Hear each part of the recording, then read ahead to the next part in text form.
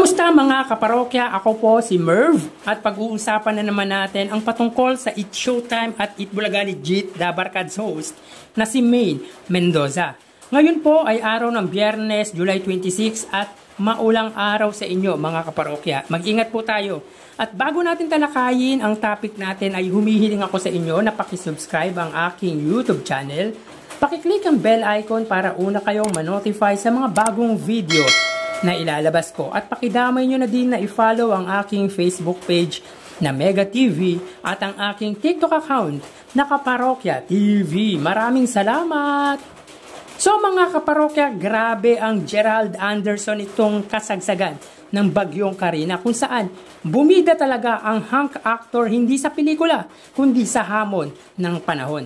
Ito talaga yung walang script, walang drama, kundi nangyari sa totoong buhay na handang tumulong sa nasasakupan niyang barangay.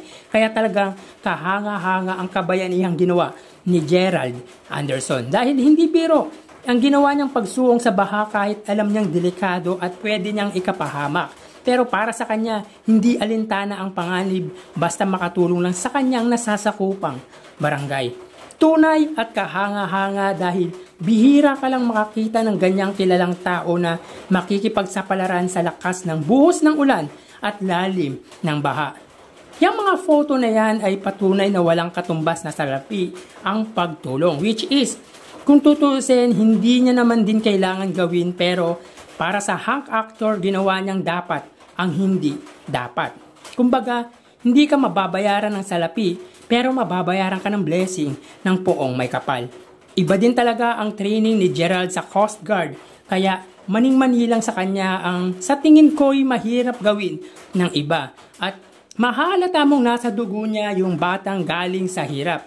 Batang laking probinsya na walang kaarte-arte sa katawan.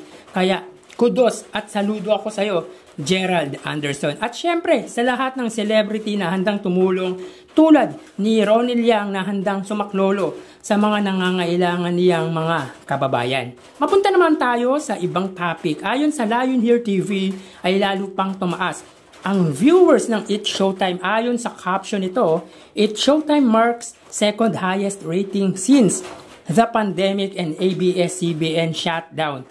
Well, ang latest highest ratings ng It Showtime is 9.4%. That was last Thursday, July 17 at netong nagdaang Lunes. Ayon yan sa Lion Here TV dahil kay Procnoy po ay 8.9% po ang TV ratings ng It Showtime. Well given naman dahil well recognized at maganda din naman talaga ang segment ng It Showtime lalo na po ang Especially For You. And it's so funny, lalo na kapag kumpleto sila at nandyan si Ann Caboga Bolistar, Vice Ganda. But don't forget, It Bulaga also got higher TV ratings after 4.2% and 4.7% last Monday. Ito yung hindi napapansin ng page na to dahil hindi directly na against siya sa It Bulaga ng Tito Vic and Joey. So, improving naman ang ratings ng dalawang noontime show at kahit hindi siya kasing taas ng ratings ng It Showtime para sa akin, hindi lang ang It Showtime ang tumaas ang ratings kundi ang It Bulaga. Hindi biro ang 4.7% sa dalawang channels lang na mahina at limited lang ang naaabot unlike sa It Showtime courtesy of GMA Network. Kaya malaking tulong talaga ang GMA sa It Showtime at ganun din ang It Showtime sa GMA. Kasi without GMA, hindi naman magkakaroon ng ganyang kataas na ratings ang It Showtime. And without It Showtime, malaki ang mawawala sa GMA tulad ng mga advertisers. So malaki ang pwedeng magbago sa Kapuso Network dahil isa sa naging pundasyon nila ay ang It Showtime. Kaya para sa akin, good choice na kinuha nila ang It Showtime. Kasi kung hindi, kakainin sila ng buo ng It Bulaga at It Showtime. Kayo mga parokya, what are your thoughts regarding this post ng Lion Here TV? Please comment down below. Samantala, bago natin ipagpatuloy ang kwentuhan natin mga kaparokya, ay humihiling ako sa inyo na pakisubscribe ang aking YouTube channel, pakiclick ang bell icon para una kayong manotify sa mga bagong video na ilalabas ko. At pakidami nyo na din na i-follow ang aking Facebook page na Mega TV at ang aking TikTok account na Kaparokya TV. Maraming salamat! Sa mga kaparokya, pinabulaanan ng ina ni Quezon City 1st District Congressman Arjo Atayde na si Miss Sylvia Sanchez ang di umano'y hiwalayang Maine Mendoza at ang kanyang anak na si Arjo Atayde. Ayon sa panayam ng showbiz columnist na si OG Diaz. Anya, hindi daw totoo ang hiwalayang Maine at Arjo. Sa katunayan ay kagagaling lang daw ng dalawa sa bakasyon mula sa Bangkok, Thailand. Mga kaparokya, kamakailan din ay may deleted post or tweet si Maine na humihingi ng apology sa mother-in-law. And there was a time na parang may pabirong binasa si Bossing Vic Soto sa segment na Dear Eat Bulaga na tila sa huling sentence nito ay PS, totoo po bang hiwalay na? Which is parang lalong nagkaroon ng agam-agam ang mga netizens patungkol nga dito.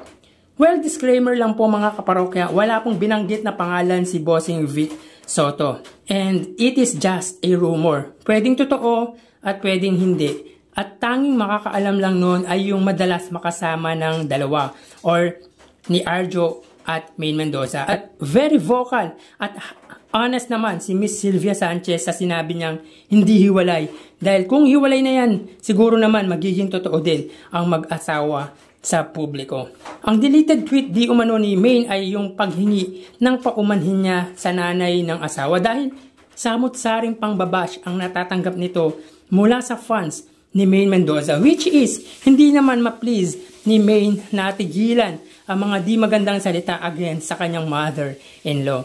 So ganun talaga ang panahon ngayon kapag may di magandang narinig laban sa hinahangaan nila kung ano-anong lalabas na salita, maipagtanggol lamang at di din natin masisisi yung mga nararamdaman nila. For sure na iintindihan ni Miss Sylvia Sanchez dahil isa din siyang artista. So kayo mga parokya, anong masasabi nyo regarding sa hiwalayang Maine Mendoza at Arjo Atayde? Please comment down below mga parokya. Pakishare nyo na po sa aking comment section. So hanggang dito na lang mga parokya. Mag-ingat po tayo. Thank you and God bless.